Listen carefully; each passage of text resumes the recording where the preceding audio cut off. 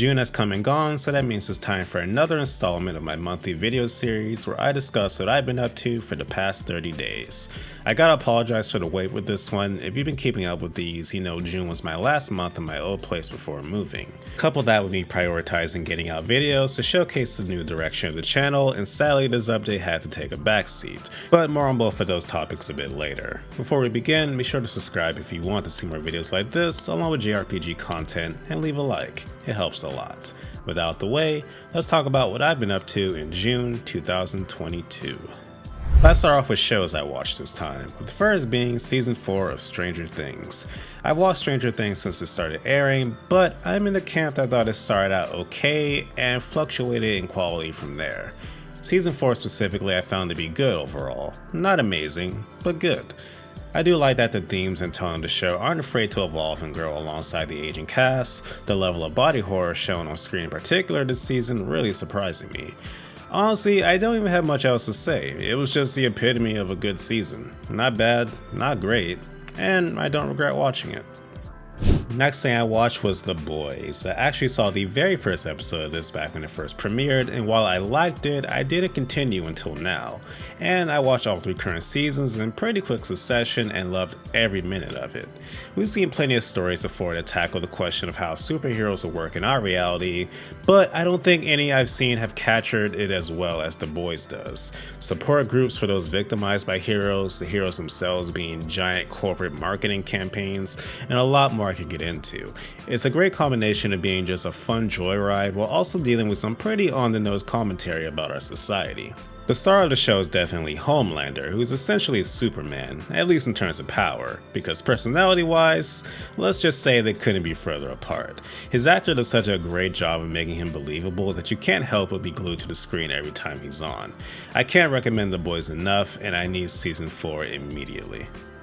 The final thing I watched in June was an anime by the name of Brynhilder in the Darkness. I happened upon this by random chance and was in the rare mood to give it a shot.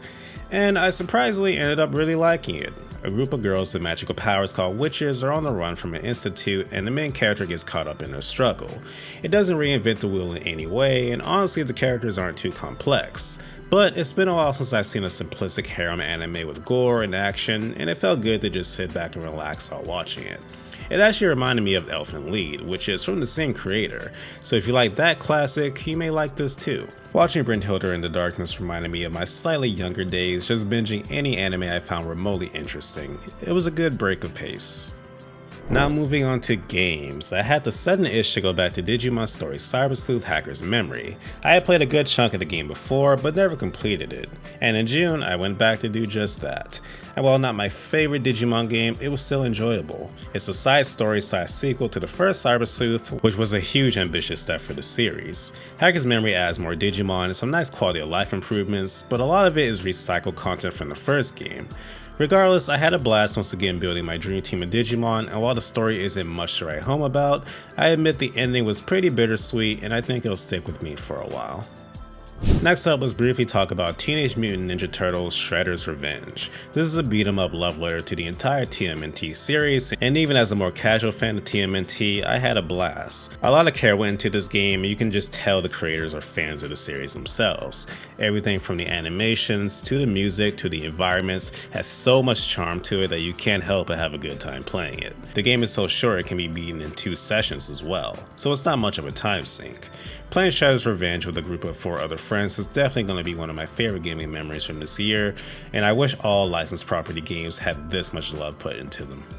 The final game I played in June was Fire Emblem 3 Hopes. I love Musou games and I love Fire Emblem, but despite this, the first Fire Emblem Warriors is one of my most disappointing games ever, the epitome of wasted potential. But the second installment took a completely different approach and is overall much better for it. It's an alternate timeline of the original Three Houses game, and it was interesting seeing both subtle and major changes in characters I was already familiar with. Now, I still didn't love the game sadly. The Blue Lions route that I picked wasn't super interesting a lot of the time, and the pacing of the game itself dragged if you weren't skipping a lot of side content. But it was a pretty solid game that I think perfectly blends both source materials and mixes. Now maybe next I can get my dream Fire Emblem Warriors game with characters pulled from every timeline. As many of you know, June was my last month before moving, and with that came a lot of packing and other duties, which is one of the reasons both this video took so long to come out, and also why I wasn't involved in as much as usual this month. The packing process itself went pretty smoothly. I mentally organized everything ahead of time and didn't run into any real issues. The other reason this video took so long to come out is that I was focusing on the new direction for the channel, which I'm sure you've seen by now.